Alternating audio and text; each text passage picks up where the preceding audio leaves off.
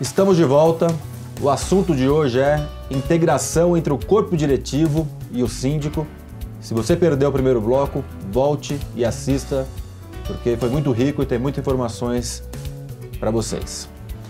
Eu terminei aqui deixando algumas coisas no ar, algumas perguntas no ar, e vou começar com a Elaine agora, sobre quando esse corpo diretivo ele perde um pouco essa noção, alguns membros perdem um pouco a noção e começam a ultrapassar a hierarquia, né? E querer tomar decisões sem o síndico ou às vezes por trás do síndico. Você já deve ter vivido essa situação, queria que você falasse um pouco sobre isso. Algumas vezes, inclusive, Ricardo, não foi só uma vez, não. E acontece bastante, isso é bem comum de algumas pessoas que fazem parte do conselho ou subsíndico querer ultrapassar aquela autonomia para, de repente, tomar uma decisão diferente daquela que seria a recomendada pelo síndico, né? E aí acho que cabe mais ao síndico chamar essa pessoa, ou eu tenho um condomínio que acontece muito isso, é um grupo que é composto por 13 pessoas, acontece muito, tem muita dessa situação. Então, quando a síndica percebe essa postura do grupo, ela convoca uma assembleia geral e decide junto com os condôminos. Então, eu acho que essa é a postura do síndico, ele tem que levar sempre para a massa. A massa condominial precisa tomar as decisões. Carlos, você é um cara vivido aí em alguns condomínios, com certeza já viveu situações similares. Primeiro, como evitar que isso chegue a acontecer, embora é difícil controlar os outros, né? E como quando acontece, a Elaine deu uma dica aqui de que essa síndica que, um caso, ela chama e conversa ou chama uma assembleia para poder tomar decisões com a assembleia. O que você tem para nos dizer sobre esse assunto? Eu acho que é mais ou menos por aí o caminho. O síndico tem que ter bem claro na mente dele que uma coisa é ter a gestão participativa do corpo diretivo, a outra coisa é que o corpo diretivo queira tomar as decisões no lugar do síndico, até porque a responsabilidade, como a gente sabe, civil e criminalmente, recai sobre os ombros do síndico. Então, isso tem que ficar muito claro. Eu adotaria basicamente o mesmo princípio, chamaria a pessoa para uma conversa, tentando esclarecer e deixar claro que, olha, ok, a participação é necessária, é extremamente bem-vinda, mas a decisão final não pode ser de uma pessoa individualmente. A nossa metodologia de trabalho nos condomínios que a gente administra é de sempre fazer uma decisão colegiada, aquilo que eu comentei no primeiro bloco. A divergência salutar deve existir, porque é ali que existe a discussão de ideias. O que não pode haver é dissidência. Então, se efetivamente essa pessoa ou um grupo de pessoas dentro do corpo diretivo começa a querer ultrapassar os limites desta participação, eu acho que o mais adequado é o síndico leva o assunto para a assembleia e abre o jogo para a assembleia. Senhores, esta é a situação, a gente tem que tomar uma decisão assim, assim, assim. Dessa forma, todo mundo entende quais são as suas responsabilidades e principalmente quais são os seus limites de atuação. Perfeito, tá? Perfeito. Eu tenho um ponto de vista que eu falo bastante em sala de aula, queria até repartir e ouvir a opinião de vocês. O síndico morador, o síndico voluntário, está no topo da pirâmide, como sempre qualquer síndico estaria no topo da pirâmide. E, normalmente, no dia a dia, na prática, ele tem o poder de tomar algumas decisões, compartilha outras ou não com o corpo diretivo, não tem a obrigação legal de compartilhar muitas delas, mas ele tem uma autonomia maior. No síndico profissional, embora não tenha essa separação, nem existe esse termo em nenhuma legislação sobre síndico profissional, ele acaba um pouco se invertendo. O corpo diretivo acaba sendo tendo um poder de decisão um pouco maior. Porque quem muitas vezes escolheu o síndico foi o corpo diretivo, fez o trabalho inicial, ele é muito mais participativo, ele que assinou o contrato, ele que pode rescindir o contrato, embora precise de uma assembleia para tirar esse síndico profissional, embora alguns lugares aí do Brasil eu já vi erros sobre essa questão e fica aí a dica para quem está nos assistindo, mas tem um pouco de inversões. Parece que o conselho, no síndico voluntário, ele dá sugestões, né? E no síndico profissional, o síndico profissional traz as, 3 opções e o conselho tem um poder um pouco maior de tomar as suas, isso na prática, os caminhos. Queria que você, Elaine, não precisa concordar comigo, queria que você falasse sobre esse meu ponto de vista, sobre a diferença da relação entre síndico profissional e síndico voluntário com o corpo diretivo.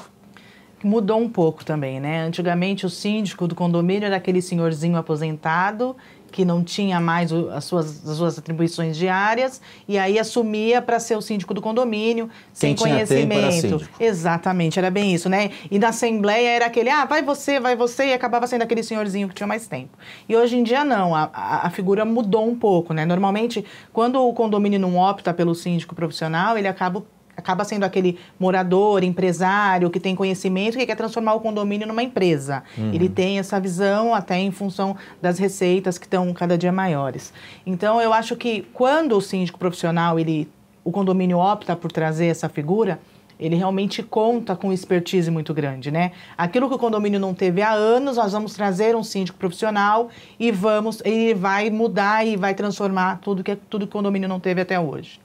Eu acho que há... Sim, aí o corpo diretivo é eleito e espera, né, tem essa expectativa do síndico profissional para trazer as experiências que ele já viveu em outros lugares para melhorar aquele condomínio, mas eu também entendo que ele fica um pouco cerceado ali pelo corpo diretivo até que ele conquiste a confiança deles. Eu tenho inúmeros casos nesse sentido. Eu acho que depois que você é reeleito, que você tem uma boa gestão, as coisas elas vão melhorando. Mas num primeiro momento, eu acho que ele fica assim um pouco engessado em função de depender sempre da participação do corpo diretivo para aprovar as coisas. Sua visão, Carlos, sobre o assunto? É bastante parecida, assim.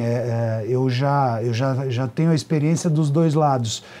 No condomínio que eu moro, o síndico é morador. Obviamente, ele tem um nível de autonomia um pouco diferente de um síndico profissional. E eu acho que é até natural, até porque o síndico morador, assim como os demais, ele também é proprietário, ele também é condômino. Então, ele tem os mesmos direitos do que os demais.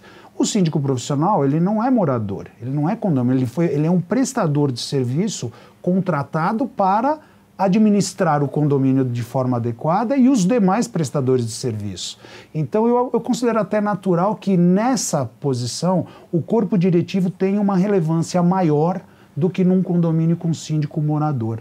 É necessário que haja, na minha opinião, essa relevância maior, porque isso volta no ponto original da nossa conversa, uma participação ativa desse corpo diretivo. Eu acho que um detalhe importante da gente mencionar. No caso da relação, o síndico profissional, ele é remunerado pelo condomínio para exercer aquela função. O corpo diretivo continua sendo voluntário. Então, para que você possa ter uma relação harmônica entre as duas situações, é importante o síndico profissional ter essa percepção de que, olha, aquelas pessoas ali estão ali para te ajudar, são voluntárias, elas não sendo remuneradas. Então, traga essas pessoas para trabalhar junto com você e para que todos trabalhem em prol da coletividade, que isso também é importante. Garantir que a totalidade do corpo diretivo tenha como objetivo o benefício da coletividade e não interesses pessoais de A, B, C ou D. Elaine, mas em alguns lugares, minoria, mas aí já entrando em polêmica, a gente percebe que muitas vezes existe um corpo diretivo forte, né, de pessoas experientes, pessoas que têm conhecimento, mas que não querem assumir a responsabilidade, principalmente legal, de ser o síndico. E aí eles, de maneira errada, contratam o chamado síndico pau-mandado, ou tentam contratar um síndico para manipulá-lo, para ser o laranja dele, para ele simplesmente tomar as decisões que esse corpo diretivo tem em mente. Você já deve ter visto por aí, isso é uma coisa totalmente errada, né? Normalmente não dá certo, porque esse síndico em algum momento acaba abrindo as asas e falando não, não, não, e ele tem o poder legal de tomar as decisões, mas queria que você falasse um pouco sobre, com a sua experiência de tantos anos, sobre essa modalidade que infelizmente vem surgindo com essa novidade do síndico profissional, que é uma novidade, a gente está falando de 7, 8 anos e muito mais forte de 4, 5 anos para cá. É verdade, você já respondeu, não dá certo, né? O que acontece? Aí tem a rotatividade de síndico, né? Porque ninguém se submete a tomar decisões que não são próprias dele, né? Muitas vezes o síndico traz, como eu disse, ele tem um expertise próprio, ele traz inovações que o corpo diretivo não adere. E aí ele não pode implementar e aí ele passa a ser cobrado. Isso causa um desgaste muito grande no grupo e o síndico acaba renunciando e vai embora. Então, nesses casos onde a gente vê condomínios com diversas trocas de síndico, renúncias reiteradas, com certeza é um corpo diretivo que deseja que o síndico tenha essa postura de estar ali para fazer o que nós decidimos. E nem todos os síndicos concordam com isso. A gente tem, inclusive, condomínios que até hoje eles entendem dessa forma e não aceitam a decisão do síndico, né? Querem exatamente. Querem, tô pagando, tô contratando, quero um... E quem perde com tudo isso são os condôminos. Já viveu na pele algo similar, Carlos? Olha, graças a Deus até o momento não, mas já conheço alguns exemplos, algumas situações.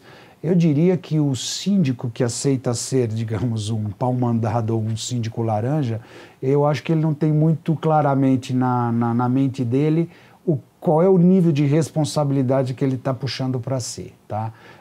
Volto a falar, se o síndico é responsável civil e criminalmente por todas as decisões, ele representa o condomínio perante a legislação, perante os órgãos públicos e tudo mais, como ele pode querer se submeter, como ele pode aceitar se submeter a decisões que outros tomarão por ele, mas sendo que a responsabilidade é dele.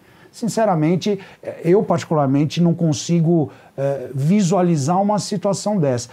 Toda e qualquer decisão tem que passar pelo crivo do síndico se ele entende que aquilo está correto ou não. Até porque se estiver errado e ele tem consciência de estar errado, ele vai ser responsabilizado por isso e ele vai ter que responder por isso junto aos condôminos, né? Eu vou chamar um quadro que é o Aplicando Advertência e já volto para vocês fazerem as considerações finais de vocês. A advertência hoje vai para você, síndico, que não compartilha da gestão com o corpo diretivo, com o corpo gestor. Duas observações importantes. A primeira é, quando você errar, e você vai errar, porque todo tomador de decisões, todo líder erra, você estará sozinho. A responsabilidade irá inteira em cima de você. Agora, quando um grupo gestor erra, são algumas pessoas que trocaram ideia e tentaram chegar numa decisão correta, mas erraram. Ok, acontece. A aceitação é muito maior. E a segunda coisa é que sempre alguém do seu grupo gestor, do seu corpo diretivo, pode trazer informações que lhe agregam. Então você não conhece tudo, você pode ter um advogado, um engenheiro, um administrador, e você ouvir o que eles têm para te falar pode agregar muita informação para a sua tomada de decisão. Então, tenha uma boa relação com o grupo gestor e faça a administração do seu condomínio de maneira eficaz. Carlos, muito obrigado mais uma vez com a sua presença aqui no programa e espero mais vezes. Eu aqui agradeço pelo convite e estou à disposição. É sempre um prazer participar desse programa com vocês. Elaine, primeira vez, trouxe agregou muito, informações muito ricas. Também a porta está aberta para você voltar outras vezes. Muito obrigado. Ricardo, eu que agradeço. É um prazer compartilhar esse momento aqui com vocês. Estou bastante lisonjeada pelo convite e também estou às ordens sempre que precisar. E você que está em casa, semana que vem, mais um programa com informações importantes para a gestão do seu condomínio ou dos seus condomínios. Até semana que vem.